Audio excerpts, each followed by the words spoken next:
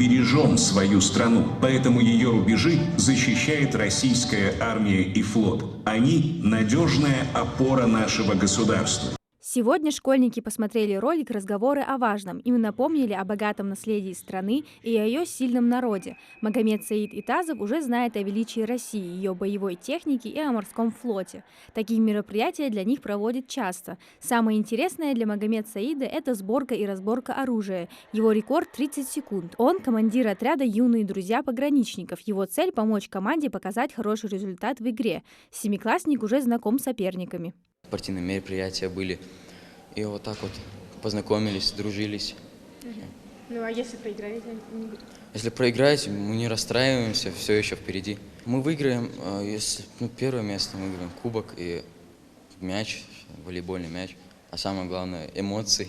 Ислам Аушев играет в пионербол со 2 класса. Он настоящий профи. В победе своей команды ничуть не сомневается. Видит угрозу только в 7 А-классе. Придется попотеть, но Ислам любит испытывать свои силы. Во время мероприятия им рассказали правила игры. Но у нас были более свободные правила. То, что мы могли вот так ловить мячи. То, что у нас, если ты немного зашел за территорию, то это было нормально.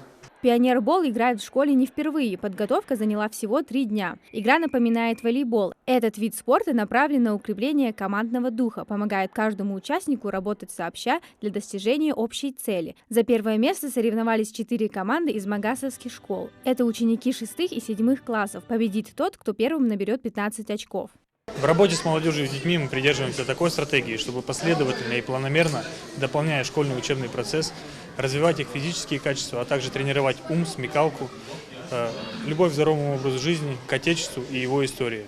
Помимо этого, мы стараемся организовать работу так, чтобы формировать у детей устойчивость к негативному внешнему информационно-психологическому воздействию, что крайне важно в современных условиях.